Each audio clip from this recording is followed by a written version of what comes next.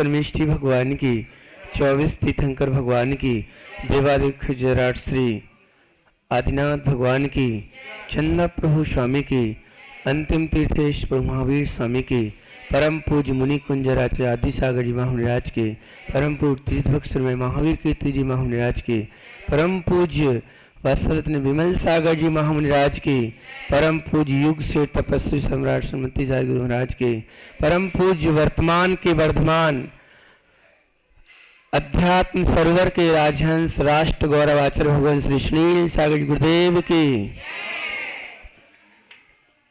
उपस्थित धर्म स्नेही प्यारी प्यारी भव्यात्माओं, आज बड़ा पावन मंगल दिवस पंच कल्याणार्थ आचार्य भगवान का श्री शंख का मंगलमय भावनगर में भव्य मंगल में प्रवेश हुआ। यहाँ के मुखिया कुमार भाई कुमारपाल जी इनके मार्गदर्शन में मंदिर का जीर्णोद्धारी नवीन मंदिर का निर्माण हुआ। ये अतिशय युक्त जिनालय है। एक कम समय में इतना विशाल जिनालय बनना और बड़े उत्साह का ये प्रभाव नजर आ रहा है कि उनने अपने तन मन धन से समर्पण होकर के और विशाल जिनालय का निर्माण कराया। और यदि निर्माण नहीं हुआ होता तो आचार्य भगवान आज की डेट में यहाँ नहीं होते। यहाँ होगा 7 वर्ष पूर्व आचार्य भगवान का यहाँ मंगल में पदार्पण हुआ था। वही पुरानी यादें आज ताजी होती जा रही हैं कि यहाँ स्वाध्याय करते थे, नीचे वहाँ सिद्धचक विधान हुआ था और यहाँ से घोगा जी की ओर विहार हुआ था। वहाँ के मंगलमय जिनालयों का दर्शन करके आचार्य भगवान ने मंगलमयी प्रेरणा दी कि यहाँ ये जिनालय जो जीर्ण शीर्ण हो रहे हैं और हमारे दिगंबर जैन का यहाँ ऐतिहासिक स्थल है जहाँ श्रीपाल राजा कहते हैं धवल सेठ की कुदृष्टि हुई तो उनको वहाँ जगह से गिरा दिया गया, तो तैरते तैरते रत्नदीप के किनारे आए थे।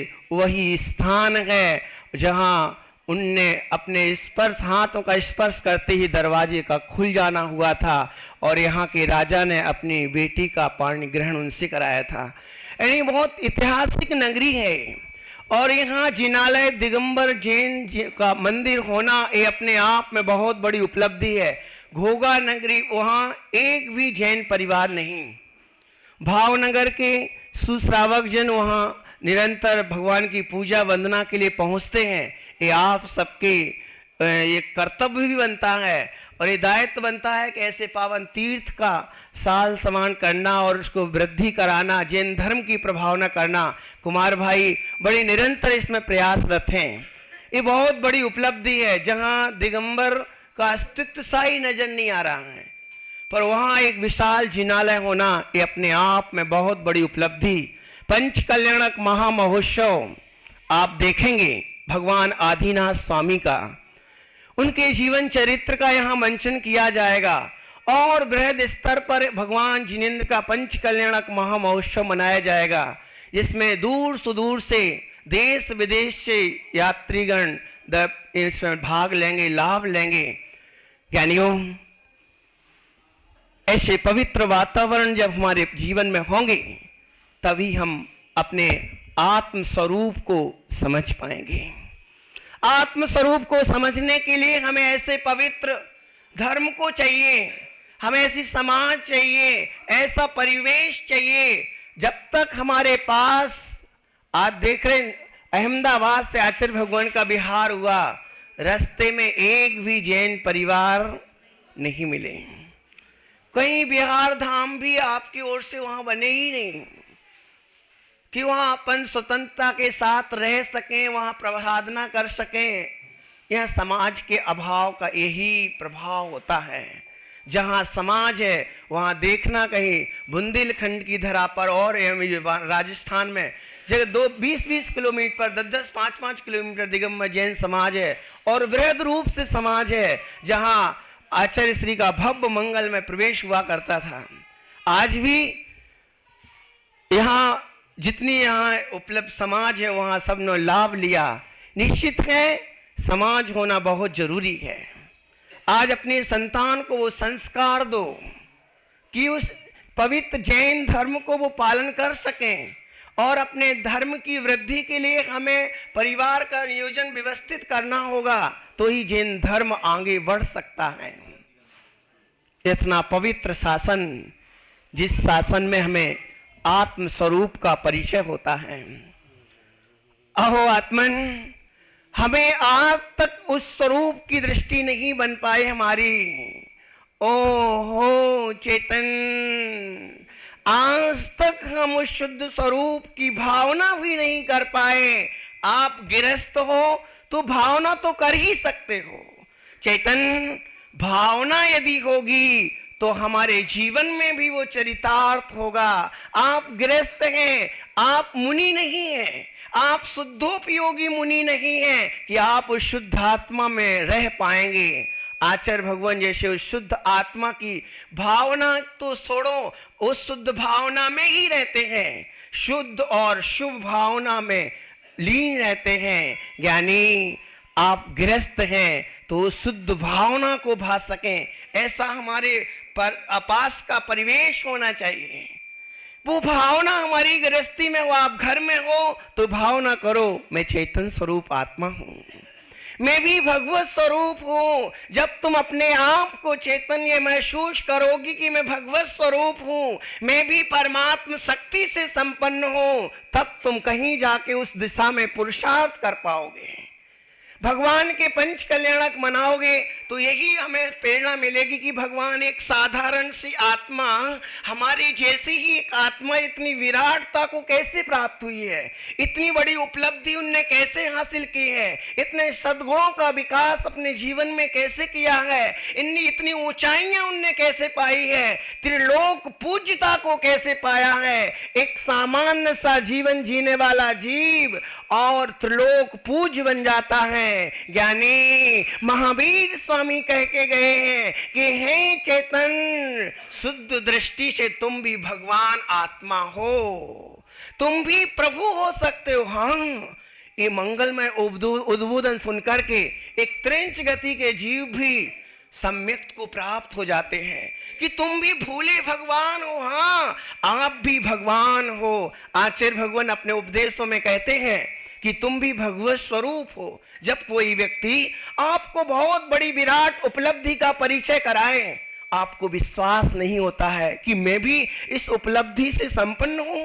हाँ ज्ञानी, आप भी प्रभु हो सकते हो। अपने को हीन और दरिद्री मानने की जरूरत नहीं है, अपने को पामर मानने की जरूरत नहीं है, कुछ भी मेरे पास नहीं है, बेसहारा हूं, ये मानने की जरूरत नहीं है। अपने आत्मा की दृष्टि करो, मैं भी भगवान बन सकता हूं। चेतन, भगवान बनने के लिए हमें शुद्ध भावनाओं को भाना होगा।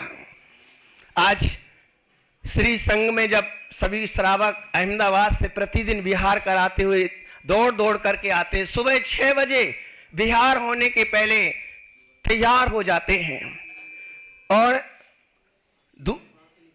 3 बजे 4 बजे वहां से निकलते, तब यहां आ पाते हैं। निश्चित वो उन संस्कारवान परिवार के बच्चे हैं। पूरी समाज जिनको जितना समय मिलता है दौड़ दौड़ करके संघ विहार करते हैं, सम्मिलित होते हैं। संघ से हमें वो उपलब्धि होती है, वो वातावरण हमारे जीवन का तैयार होता है कि हम अपने आप में स्थिर हो पाते हैं। ना जाने दूर दूर से ज्ञानियों त्यागियों का समूह मिलना अत्यंत दुर्लभ है। जहां भोगों की प्रचुरता हो वहां त्यागियों का समूह मिलना ये अपने आप में दुर्लभ है।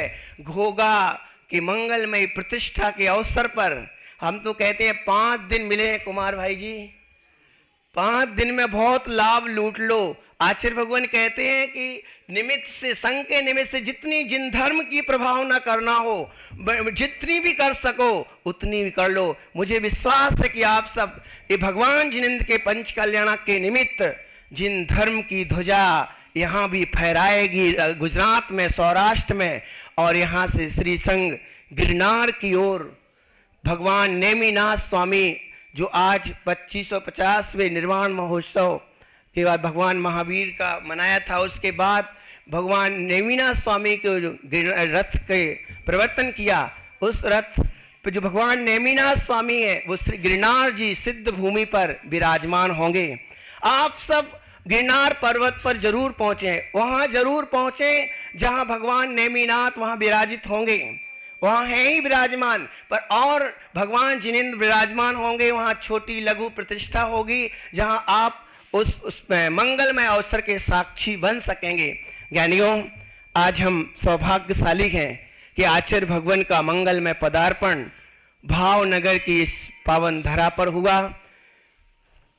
आचार्य भगवान का जीवन आप सब जानते ही हैं, जिनने अपने जीवन को भगवान महावीर के चरित्र के लिए समर्पित कर दिया है, भगवान महावीर के लिए सुदूर कर दिया है, अपना सारा तन मन धन जीवन जो कुछ भी निछावर कर दिया है। ज्ञानी, अपने जीवन को निछावर किए बगैर उपलब्धि भी नहीं होती है।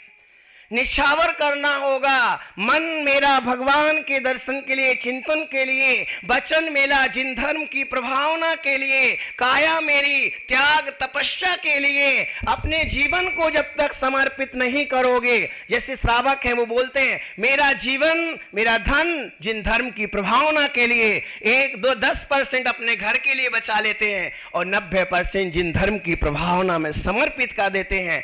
ऐसा लक्ष्य होगा तो ही जिन धर्म पाएगा। ज्ञानियों, अब आचार्य भगवान से निवेदन करते हैं कि इस मंगलमय धर्म सभा को संबोधन देकर के हम सबका कल्याण करें। इन्हीं मंगल भावना से